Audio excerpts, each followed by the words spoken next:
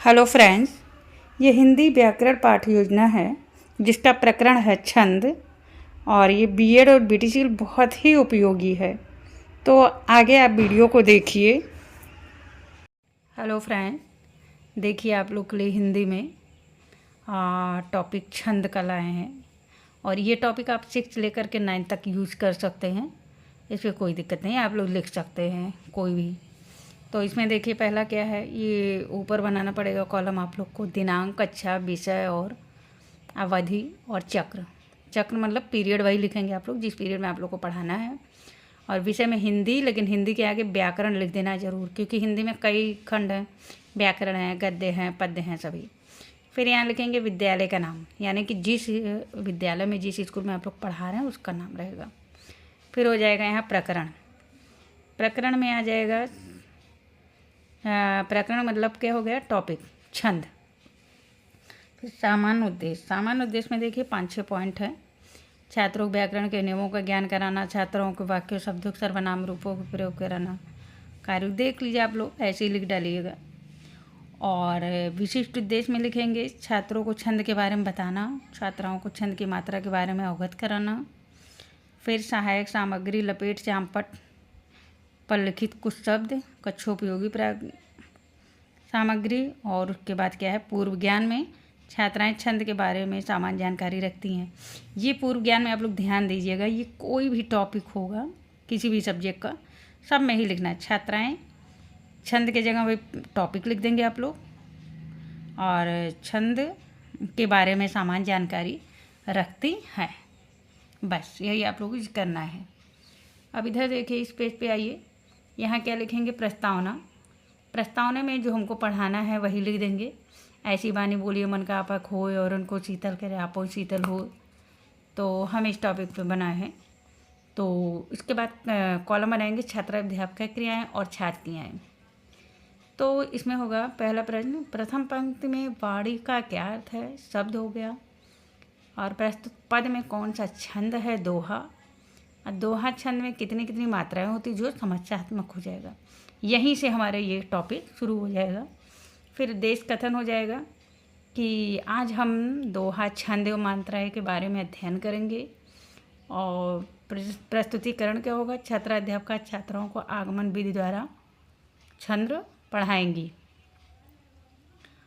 और फिर उदाहरण हो गया, छात्राध्यापक छात्रों के सामने निम्नलिखित उदाहरण प्रस्तुत करेंगी। अब ये देखिए उदाहरण 3 है। मेरी बहु बाधा हो राधा नागर सोए, और बंदो गुरु पद पदम परागा, सुरुचि सुभाष सरस अनुरागा। और तीसरा, गुरु गोविंद दो खड़े काके लागू पाए। फिर क्या एक्सप्लेन करेंगे, विश्लेषण लिखेंगे। फिर प्रथम पंक्ति में दोहा छंद है, द्वितीय पंक्ति में चौपाई छंद है, और तृतीय पंक्ति में भी दोहा है। जैसा कि आप लोग इसको रट लीजिए, गुरु गोविंद दो खड़े दोहा छंद है इसमें। फिर आगे आ जाइए, इसमें लिखेंगे वर्गीकरण। वर्गीकरण, प्रथम पंक्ति में दोहा छंद है, इसके 4 चरण होते हैं तथा दोहे में 13-11 मात्राएं होती हैं। अर्ध सममात्रिक छंद, द्वितीय पंक्ति में चौपाई छंद, इसमें 4 चरण होते हैं, प्रत्येक में 16-16 मात्राएं होती है, यह सममात्रिक छंद है। और तृतीय पंक्ति में भी दोहा छंद है। ये पूरा हम वर्गीकरण कर देंगे। उसके बाद नियमीकरण। नियमीकरण में क्या है, जिस पद्य वध रचना में अक्षरों का क्रम, उनकी संख्या, मात्रा, तुक, यति, गति से संबंधित नियमों का पालन हुआ हो, उसे छंद कहा जाता है। ये भी इतना लिखना जरूरी है आप लोग के लिए। उसके बाद करेंगे श्यामपट्ट कार्य। श्यामपट्ट कार्य क्या होगा, छात्राध्यापक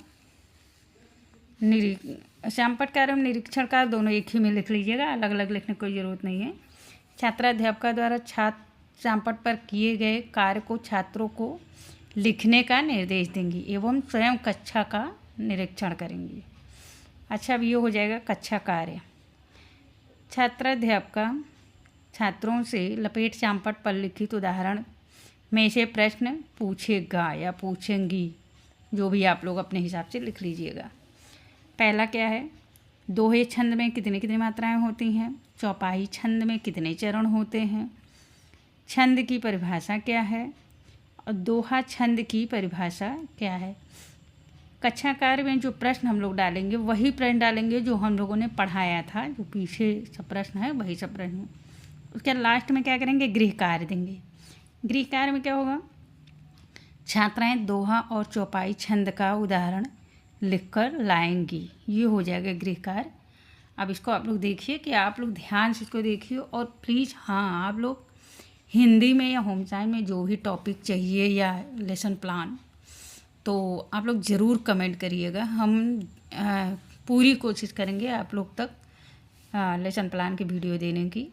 और ये मेरा खुद का लेसन प्लान है, आप लोग विश्वास करिए, खुद का लेसन प्लान है, तो इसलिए मैं आप लोगों से शेयर कर रही हूँ कि आप लोग को भी हेल्प हो सके, क्योंकि मुझे बहुत दिक्कत हुई थी लेसन प्लान ढूंढने में। Okay, thank you. Home science career point मेरे चैनल का नाम है, तो प्लीज़ वीडियो को लाइक शेयर कमेंट ज़रूर कीजिएगा। और हाँ, मैंने हिंदी का लेसन प्लान तो अवेलेबल करा दिया है, और होम साइंस का भी लेसन प्लान आप लोग को मिल जाएगा। Okay, thank you.